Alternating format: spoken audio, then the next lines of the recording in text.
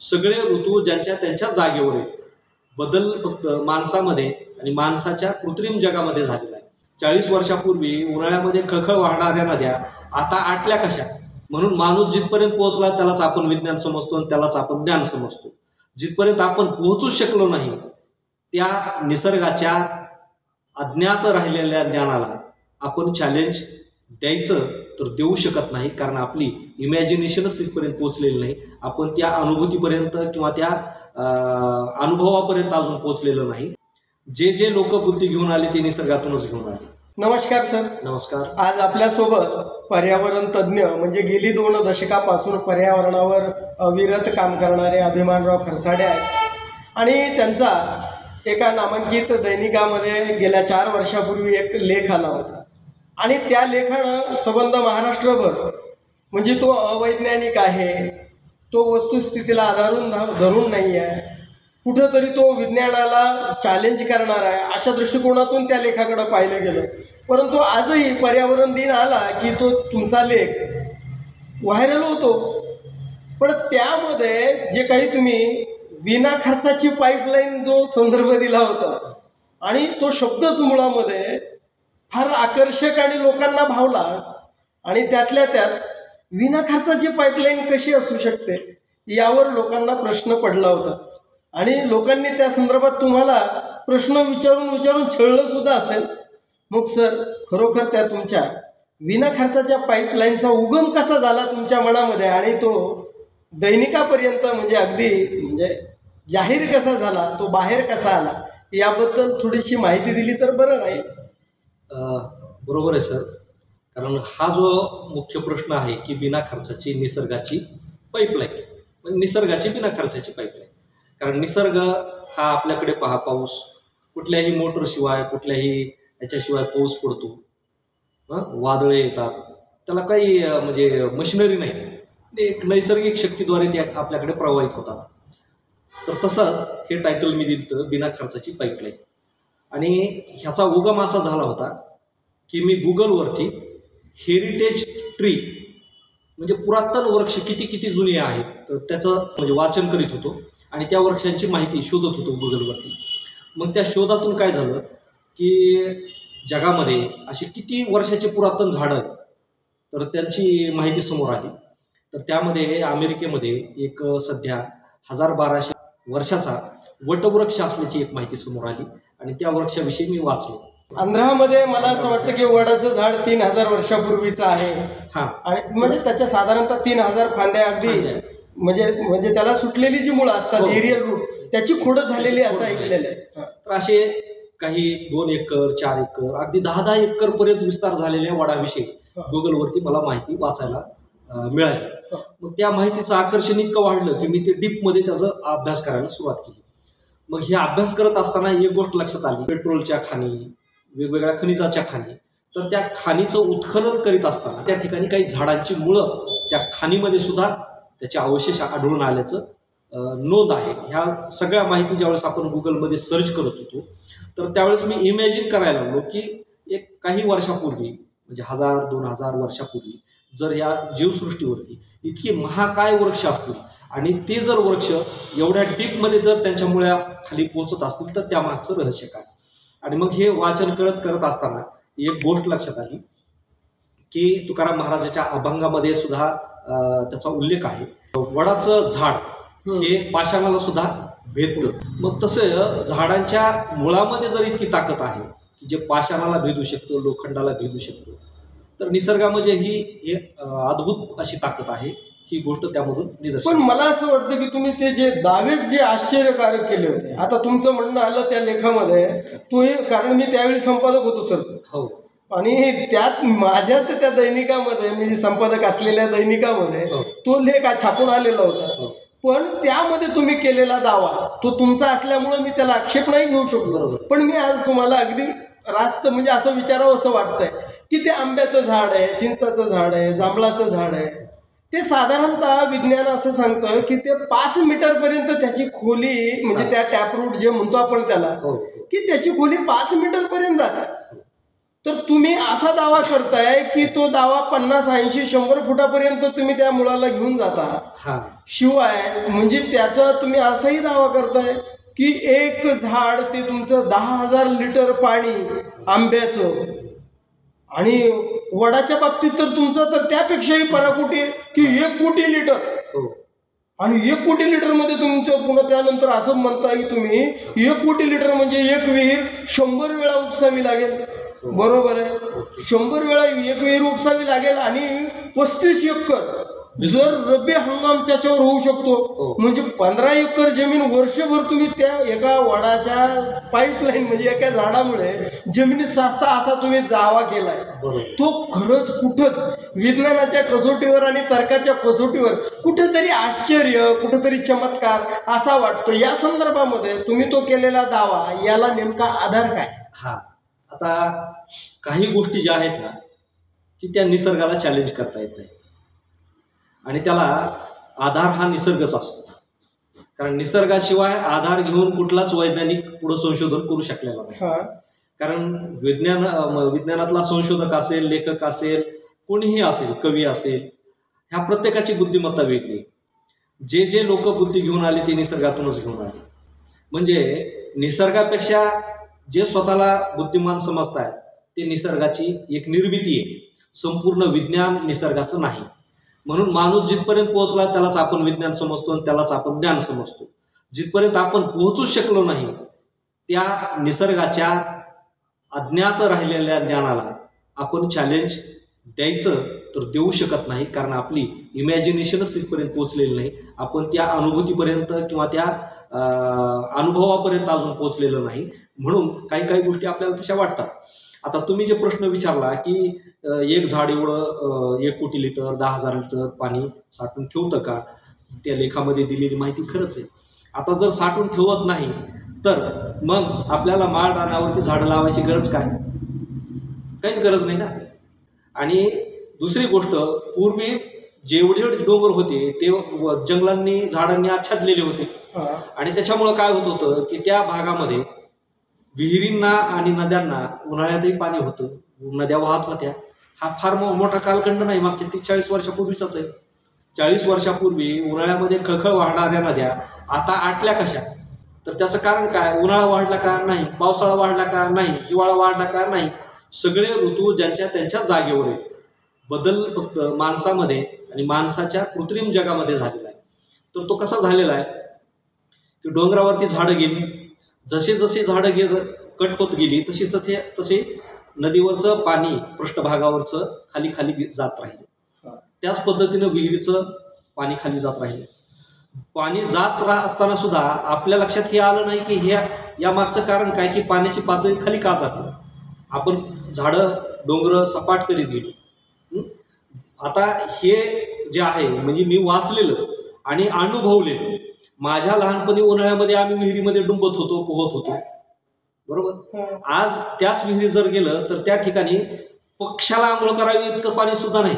बेडकाने ओढी मारावी इतका डोह सुद्धा त्या विहिरीमध्ये डबकं नाही. इतकी वेळ आली कशी काय ह्या 30 वर्षामध्ये? तर त्याचं कारण असं आहे की ज्या डोंगर परिसरामध्ये मी जन्मलो, ज्या डोंगर परिसरामध्ये मी वाढलो, मी जन्मलो, मी लहानाचा मोठा होत असताना त्या परिसरात जेवढी झाडं होती तेवढी झाडं आता नाही. आता खुरटी झाडं सुद्धा नाही. आणि मग त्याचं कारण काय की माझ्या विहिरीला पाणी नाही आणि माझ्या नदीला पाणी नाही. मग हाच अनुभव मी त्या लेखामध्ये मांडला. कारण काय होतं माहिती का की झाड जेव्हा स्वतःच्या पोषणासाठी, स्वतःच्या अन्नद्रव्यासाठी त्या भागामध्ये त्याची मुळं जिथपर्यंत पोहोचलेली तिथपर्यंत ते ओलावा, आर्द्रता टिकून ठेवते. हे तर मान्य आहे का नाही? बरोबर आहे का नाही? मग जितक्या वयाचं झाड तितकी मोठी त्याची मुळं पसरलेली असतात. आणि त्यातली त्यात वड आणि पिंपळ ह्या जे महावृक्ष आहेत यांच्या झाडांची मुळं बाजूला तर पसरतातच, पण ते खाली सुद्धा जातात तितकेच पुढे. परंतु विज्ञानाचा नियम असं सांगतो की झाड जितकं उंच वरी वाढलेलं असतं का त्याच्या दुप्पट खाली त्याच्या मुळे असतात. मग आता हा जो रेशिओ आहे तर ह्या आपल्या आंबा, चिंच या साधारण वृक्षांना लागू होतो, परंतु वड आणि पिंपळाच्या बाबतीत तो लागू होत नाही. त्याचं कारण असं आहे की वडाचं आणि पिंपळाचं झाड ज्यावेळेस जमिनीच्या वर येईल असतं त्यावेळेस त्याची खाली 2 फूट मुळी असते. म्हणजे मुळ्यांचा वेग फास्ट आहे त्याच्यामध्ये. हा हां, आणि मग तसं जे काही मी वाचलं गुगलवरती, तर त्यामध्ये जे काही 800 फूट 600 फुटापर्यंत मुळे आढळल्या महाकाय वृक्षाच्या, या झाडांचं वयच 1000-1200 वर्षे, कोणाचं 300 वर्षे 400 वर्षे. मग इतक्या वयोवृद्ध झाडांच्या मुळे किती खोलवर पोचलेले असतील. आता दुसरी गोष्ट की आपल्या खेड्यामध्ये आणखीन एक म्हण असते की पाऊस आल्यानंतर डोंगराचा खडा फुटणे, ही एक म्हण. पाणी वाहतं म्हणजे पाणी झरे फुटतात डोंगरात. झरे फुटतात म्हणजे काय होतं, कच्च्या खडकामध्ये पाणी गेल्यानंतर त्याच्यामध्ये भेगा पडतात. आता खडकाचे प्रकार आपण पाहिले, त्या खडकामध्ये पाणी साठलेलं राहतं, आतमधल्या ज्या भेगा असतात त्याच्यामध्ये ते पाणी साठलेलं असतं. आणि जिथं त्या आतमध्ये अंतर्गत पोकळ्या असतात त्या पोकळ्यामध्ये पाणी साठतं. त्यालाच आपण जिवंत पाणी आणि मृत पाणी असं म्हणतो. आणि मग त्यालाच आपण झरे पण म्हणतो.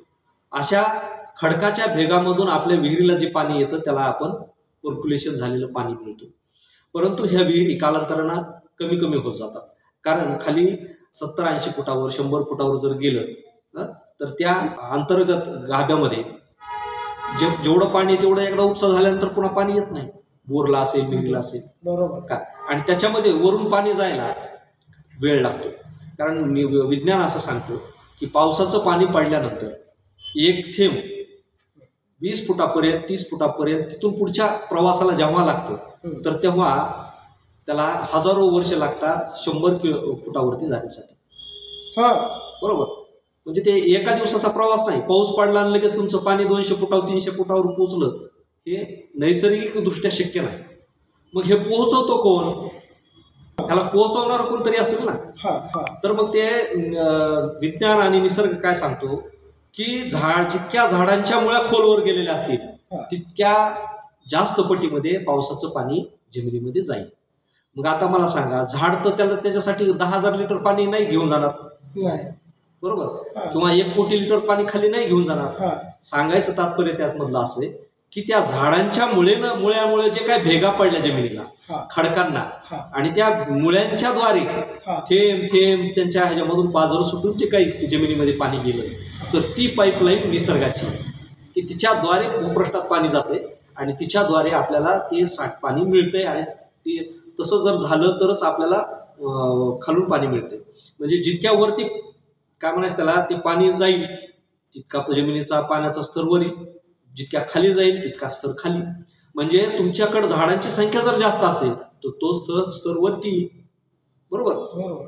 आणि कारण काय होईल की ते खालचे जे डोह आहेत पाण्याचे, तिथं एका झाडानं भरणं आणि 100 झाडानं भरणं फरक आहे की नाही. बरोबर, एका झाडाला भरायला समजा एक जर 10,000 लिटरचा खाली जर पोकळी असेल, ती जर भरायला एक झाडाला 1 पावसाळा कमी पडेल. मग सर हे विहिरीचं पुनर्भरण, बोरचं पुनर्भरण यापेक्षा ह्या झाडांनी केलेलं पुनर्भरण, जर झाडं लावले तर या पृथ्वीचा म्हणजे भूगर्भामध्ये साठणारं पाणी आहे त्याचं म्हणजे त्या पाण्याचं पुनर्भरण अनंतपटीने जास्त होईल. हो, मग निसर्ग काय सांगतो? निसर्ग तेच सांगतो ना की तुम्हाला स्वतः विहिरी घ्यायची गरज नाही, तुम्हाला स्वतः बोर घ्यायची गरज नाही. तुम्ही त्या पटीमध्ये काय करा, झाडं लावा तुमच्या परिसरामध्ये. आज तुम्ही जर बघितलं आदर्श गावं जी झालेली आहेत का, ज्या गावांची पाणी पातळी 40 फुटावर 50 फुटावर आलेली आहे, त्या गावांचा रोल मॉडेल जर बघितला तर त्यांनी त्यांच्या गावाच्या परिसरामध्ये झाडांची संख्या वाढवलेली, तेव्हा त्यांच्या गावाच्या शिवारामध्ये पाणी ते वरती आलेलं. मग त्या गावामध्ये तोच प्रयोग यशस्वी झालाय, तोच प्रयोग आपल्याला यशस्वी करायचा. आता मला सांगा की एक बोर जर वेल घ्यायला 50,000 रुपये कमीत कमी खर्च येतो आणि एक विहीर खोदण्यासाठी 5 लाख रुपये 4 लाख रुपये खर्च येतो, बरोबर. आणि शासन त्यासाठी अनुदान पण देते, रोजगार हमी तुम्ही विहीर खोदा. आता तिथंच जर समजा तुमच्या गावामध्ये जर गृहीत धरा की 100 विहिरी मंजूर झाल्या, किती विहिरी मंजूर झाल्या? 100 विहिरी मंजूर झाल्या. 5 लाखाप्रमाणे 100 विहिरीला एका गावासाठी किती खर्च आला? म्हणजे साधारणतः 5 कोटी रुपये तर. बरोबर. तर मग मला सांगा की 5 कोटी खर्चून सुद्धा त्या विहिरींना उन्हाळ्यात पाणी राहत नाही. मग विहीर खोदून उपयोग काय? तुम्हाला 5 लाख रुपये अनुदान मिळालं, तुम्ही खोदली. मग आता प्रश्न असा आहे की शासनाकडून पैसे मिळत आहेत म्हणून प्रत्येक एकरला विहिरी व्हायला लागल्या, बोर पडायला लागल्या, जमिनीला बोळं वाढली, पण बोळामध्ये पाणी कुठे? बरोबर आहे, बरोबर. आणि मग तुम्ही आता काय सांगायला लागले की वरून पुनर्भरण करा, पावसाचं पाणी त्यात सोडा. अरे पावसाचं पाणी तुम्ही एकदा सोडताना उपसून घेता पुन्हा काय? ते पाणी दीर्घकालीन नाही ना, दरवर्षी सोडावं लागणार आहे तुम्हाला, आणि दरवर्षी ते तुम्हाला खर्च करावा लागणार आहे भरण्यासाठी. कारण बरोबर. मग त्यापेक्षा मी काय म्हणतो की तुमचं गावाचं क्षेत्रफळ असतंच किती, 5 किलोमीटर 10 किलोमीटरच्या आसपास. त्याच्यामध्ये तुमच्या गावामध्ये गावठाण मोकळे परिसर असतो किती, 40 एकर 50 एकर. फार मोठं गाव असेल डोंगराळ तर 150 एकर 200 एकर. तेवढ्या 150 ते 200 एकर वरती तुम्हाला सगळी झाडं लावायला 1 कोटी रुपये सुद्धा खर्च येत नाही. 5-50 लाखामध्ये अख्ख्या गावात झाडं लावून होतील. फक्त एवढं आहे की झाडं तोडले नाही पाहिजे. सर आता दरवर्षी झाडाची लागवड केली जाते. आता तुम्ही जे वन लावलंय तुमचं, मला वाटतं प्रकारामध्ये तुमचे घन वन वगैरे काहीतरी केलंय ना तुम्ही, ते दोन्ही केलंय तुम्ही. तर मग आता हे शासन जेवढी झाडं लावतं, दरवर्षी कोट्यावधी झाडं लावली जातात, खर्च केला जातो. पण मग तुमची जशी झाडं टिकतात, तुम्ही जशी टिकवली तसं गंभीर असतं का सरकार त्या बाबतीमध्ये? गंभीर आहे का? तुमच्यासारख्याला पाठबळ मिळतं का समाजामधनं, सरकारकडनं त्या पातळीवर? कारण लोकांना सुविधा देणारा, लोकांना जागृत करणारा महापुरुष किंवा योगपुरुष किंवा समाजसेवक या जगामध्ये कोणालाच मान्य नाही. जिथं श्रीकृष्ण या राजकीय व्यवस्थेला मान्य नव्हता, तर तिथं आपण सामान्य माणसं. जिथं महापुरुष मोठमोठाले संत जे मान्य नव्हते, बरोबर, आणि ज्यांचं ह्या लोकांनी सुद्धा ऐकलं नाही त्यांना उपदेश करून, तिथं आपल्यासारख्याचं काय ऐकणार? प्रश्न असा आहे की तुमच्याच वर्तमानपत्रामध्ये त्याचंच प्रत्युत्तर म्हणून एक मी लेख लिहिलेला होता, आणि त्या लेखाचं नाव होतं सोन्याचं जंगल. बरोबर, आठवतं का? तर त्याच्यामध्ये मी काय सांगितलेलं होतं की शासनानं एखाद्या गावामध्ये झाडं लावण्यासाठी जे डोंगर घेतले, तर माझ्या म्हणजे मी अनुभवातून लिहिलेलं सगळं, मी काय कुठं वाचलेलं नाही, पण माझ्याच गावामध्ये आतापर्यंत शासनानं 3 वेळा त्या ठिकाणी वृक्ष लागवड केलेली. किती वेळा? 3 वेळा. मग 3 वेळा वृक्ष लागवड झाल्यानंतर साधारणतः किती परिसर असेल सर तो 3 वेळा लागवड केलेला? नाही, त्यांनी जे काही लागवड त्यावेळेस केली तर ती साधारणतः एक 70-80 एकर वरती केलेली होती. मग आता सध्या किती झाडं अस्तित्वात आहेत तिथे? त्यांनी 70-80 एकर मध्ये त्यांनी प्रयत्न केलाय 3 वेळेस, 70-80 झाडं शिल्लक आहेत. म्हणजे किती खर्चात, म्हणजे ते झाड केवढ्याला पडलं असेल मग शासनाला? आता तुम्हाला एक सांगतो, ज्यावेळेस पहिल्यांदी लागवड केली काय, तर त्यावेळेस म्हणजे अज्ञान होतं, गावात अज्ञान होतं, सरपंच बी हुशार नव्हते त्यावेळेस.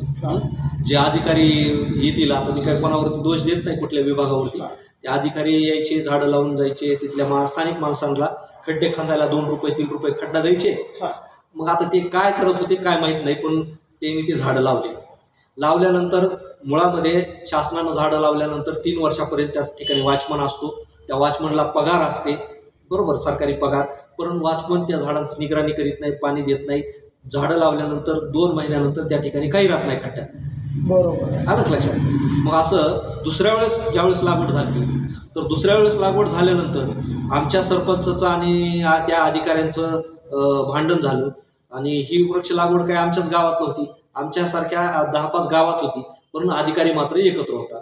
मग त्यांच्या हे वाद प्रत्येक ग्रामपंचायतीचे तिचे विकोपाला गेले. आणि म्हणजे मी त्यावेळेस लहान होतो.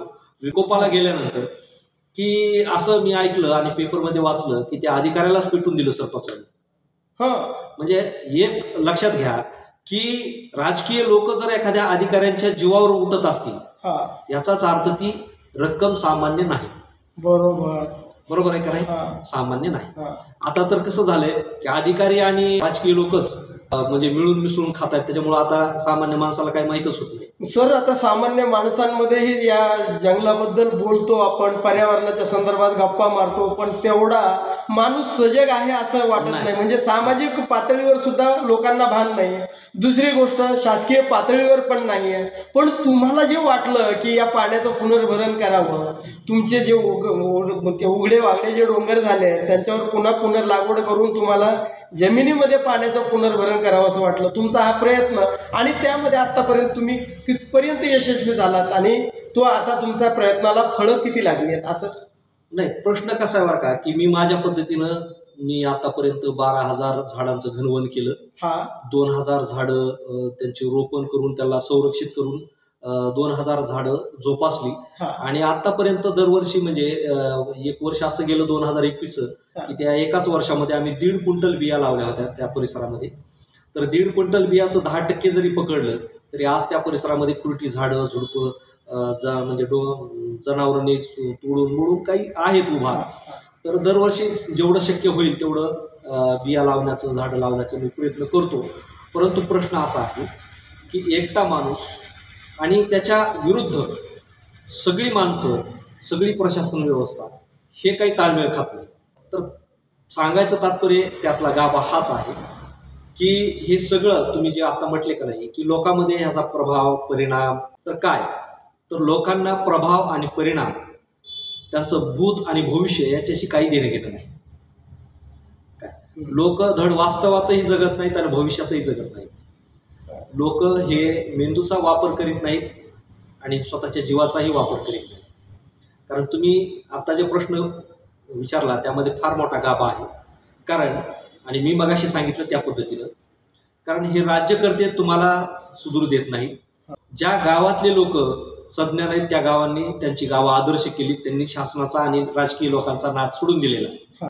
पण जे अजूनही गुलामीमधल्या मानसिकतेचे आहेत ते लोक शासनाने दिलेल्या 5 लाखाच्या अनुदानासाठी वर्षभर त्यांच्या मागं फिरतील, पण स्वतःच्या शेतात येऊन स्वतःच्या डोंगरावरती 5 झाडं जगवणार नाही, जे की त्यांना शाश्वत पाणी देणार आहेत आणि त्यांच्या शेतीची आणि त्यांचं संरक्षण करणार आहेत. म्हणजे जे शाश्वत आहे त्याच्या मागं माणूस आजचा पळतच नाही.